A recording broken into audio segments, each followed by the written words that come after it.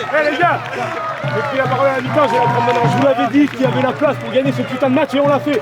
Maintenant les gars, on a une grosse paire de couilles comme ça, on va la poser sur la table. Vendredi prochain, on va jouer dans un stade, il va être plein, il va être raqué à notre cause. Ça va être un régal les gars.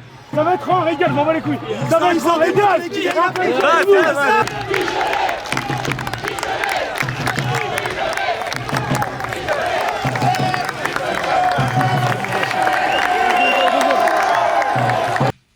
Je pense que vous êtes un peu dur quand même parce que Nîmes nous a donné du fil à retordre. Bon, je vais d'abord commencer par dire que notre club, bien entendu tous les joueurs, le staff, les administratifs, eh bien on se doit de garder mesure parce que Senou Koulibaly vient d'apprendre que son papa était décédé. Donc c'est vers lui que nos pensées vont et on va simplement lui dire qu'on veut le soutenir. Le football, c'est magique. Le football, c'est notre passion. Mais notre devoir, au moment où je parle, c'est de l'accompagner. Et compte de l'ironie, j'allais le faire rentrer, je ne l'ai pas fait rentrer. Donc voilà, qu'il sache que nous sommes avec lui. Et je peux parler au nom du club, puisque c'est les mots que le président a prononcés dans les vestiaires. Ensuite, je pense que Nîmes est relégué, donc il est de bon ton de souligner leur vaillance aujourd'hui et tout ce qu'ils ont accompli, le coach, son staff et les joueurs. C'est une équipe qui a du talent, qui est valeureuse et qui connaît, comme nous l'avons pour beaucoup connu, ça arrive dans une carrière, les affres de la relégation. Donc voilà, on veut leur dire qu'on a une pensée pour eux. Et puis pour nous, j'espère qu'on ne va pas les accompagner, parce qu'il reste encore beaucoup de travail et beaucoup de chemin à effectuer. Aujourd'hui, c'était le 7e épisode de notre story. Elle est toute personnelle, elle nous concerne, le staff, les joueurs, l'ensemble du club.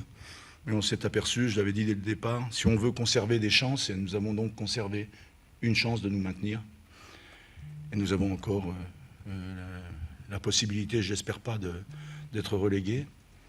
Donc il ne faut pas crier victoire trop vite, mais simplement toutes ces chances, en tout cas cette chance que l'on s'est octroyée, on s'est octroyée parce que le groupe et l'ensemble des joueurs du groupe se comportent magistralement depuis maintenant 7 semaines. On a vu que nous étions en difficulté aujourd'hui et que certains joueurs n'étaient pas dedans.